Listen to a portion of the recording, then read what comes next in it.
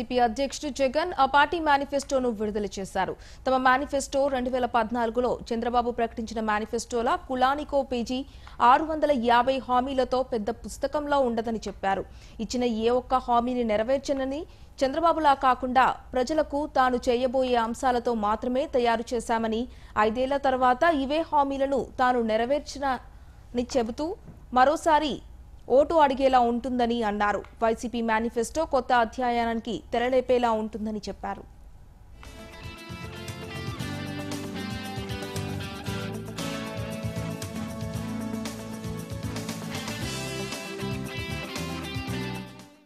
ఎన్నికలు వచ్చేసరికి ఒక మేనిఫెస్టో అని చెప్పి ఒక బుక్లెట్ ఒక పేపర్ రిలీజ్ చేయడము, ఆ బుక్లెట్లో వందల పేపర్లు పెట్టడం, ప్రతి కులానికి ఒక పేజీ పెట్టి ఆ బుక్లో పొందుపరచడం, ఆ తర్వాత జరిగింది ఏమిటి అన్నది ఒకసారి గమనించాల్సిన అవసరం ఉంది. ఈరోజు చంద్రబాబు నాయుడు గారి మేనిఫెస్టో గురించి కూడా 2 మాటలు మాట్లాడక తప్పని పరిస్థితి. ఎందుకనంటే మేనిఫెస్టో అన్నది ఒక సీక్రెట్ డాక్యుమెంట్. ప్రతి పార్టీకి కూడా ఫలానిది మేము చేస్తాము అని చెప్పి ప్రజల చేత ఓట్లు వేయించుకోకముందు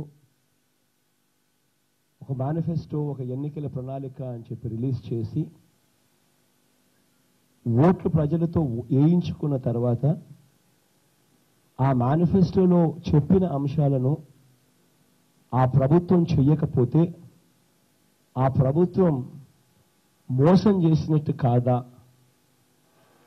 అన్నది ప్రతి ఒక్కరం కూడా ఆలోచన చేసుకోవాల్సిన అవసరం ఉంది. ఎన్నికల్లో గెలవడం కోసం ఒక మేనిఫెస్టో అని చెప్పి ఒక సుందరమైన పదం పెట్టి ఒక ఎన్నికల ప్రణాళిక అని చెప్పి ప్రజలను మోసం చేసే కార్యక్రమం జరగకూడదు. మేనిఫెస్టో అంటే చూపించి ఇదే మేనిఫెస్టో 5 సంవత్సరాలు ప్రతి ఒక్కరికి అందుబాటులో ఉంచి ఆ మేనిఫెస్టోలో చెప్పిన ప్రతి అంశము ఇదిగో నేను చేశాను, ఇదిగో నా 2014 మేనిఫెస్టో అని చెప్పి ఇలా చెయ్యెత్తి చూపించి అధికారంలో ఉన్న వాళ్ళు తర్వాత మళ్ళీ ఓట్లు అడిగే పరిస్థితి వచ్చినప్పుడే ఈ వ్యవస్థలోకి విశ్వసనీయత అన్న పదానికి అర్థం వస్తుంది. కానీ ఇవాళ నేను ఒక్కసారి మా మేనిఫెస్టో గురించి మేము చెప్పే ముందు ఒకసారి 2014లో చంద్రబాబు నాయుడు గారు రిలీజ్ చేసిన మేనిఫెస్టోను కూడా చూపించక తప్పదు. ఇది చంద్రబాబు నాయుడు గారు 2014లో ఆయన విడుదల చేసిన మేనిఫెస్టో. ఇంతలా బుక్ ఇచ్చాడు, ప్రతి కులానికి ఒక పేజీ కేటాయించాడు, దాదాపుగా 650 హామీలు ఇచ్చాడు.